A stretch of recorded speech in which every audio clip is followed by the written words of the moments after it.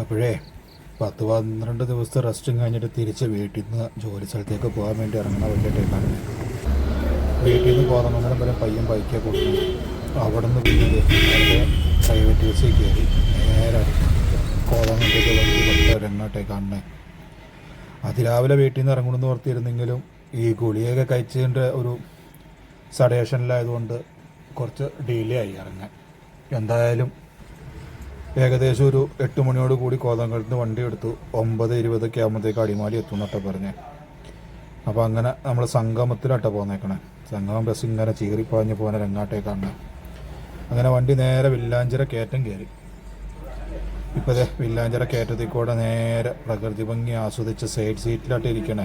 കാറ്റടിക്കരുത് തണുപ്പടിക്കരുതെന്നാണ് പറഞ്ഞിരിക്കണമെങ്കിലും കംഫർട്ടബിളായിട്ട് ഇരിക്കാൻ കിട്ടുന്ന സ്ഥലം കിട്ടുവാണെങ്കിൽ അതാണല്ലോ നമ്മുടെ മെച്ചം. അങ്ങനെ വണ്ടി ഇങ്ങനെ പാഞ്ഞു പോകുന്നു. നേര്യമംഗലം എത്തി. നേര്യമംഗലം ജില്ലാ കൃഷിത്തോട്ടത്തിൻ്റെ മെയിൻ ഗേറ്റായിട്ടാണ് കണ്ടേ.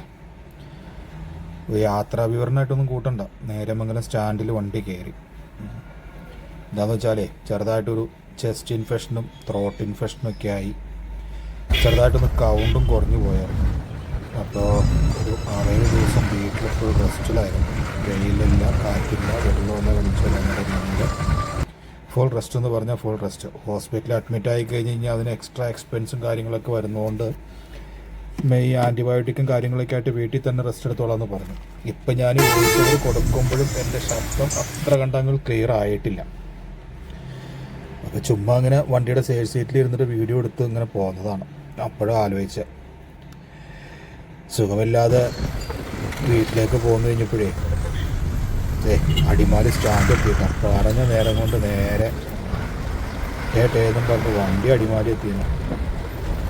സുഖമില്ലാതെ വീട്ടിലിരുന്ന സമയത്ത് ആരോടും വിളിക്കരുതെന്നും പറഞ്ഞ് തോട്ട് ഇൻഫെക്ഷൻ ആയതുകൊണ്ട് വോയിസ് റെസ്റ്റ് ആയതുകൊണ്ട് ആരോടും വിളിക്കരുതെന്നും പറഞ്ഞ് വാട്സാപ്പിൽ സ്റ്റാറ്റസ് ഇട്ടു. അതുകൊണ്ട് മിക്കവാറും എല്ലാ ദിവസങ്ങളിലും വാട്സപ്പിൽ മെസ്സേജുകൾ കൂടെയും അല്ലാതെയും ഒരുപാട് പേര് തിരക്കുകയും അന്വേഷിക്കുകയും സുഖവിവരങ്ങൾ അന്വേഷിക്കുകയൊക്കെ ചെയ്തിരുന്നു. ഒട്ടനവധി പേര് നമുക്ക് വേണ്ടി പ്രത്യേകം പ്രാർത്ഥനയിലൊക്കെ നമ്മൾ ഉൾപ്പെടുത്തിയവരുണ്ട്. അപ്പോൾ എല്ലാവരോടും അതിന് നന്ദി അറിയിക്കുകയാണ്. കുറച്ച് നേരം വണ്ടിയിലിരുന്ന് കാറ്റടിച്ചപ്പോഴത്തേക്കും മുഖമൊക്കെ വീണ്ടും ഒരു 1.5 കൊട്ട പോലെയായെന്ന് പറഞ്ഞ അവരുണ്ടാവും.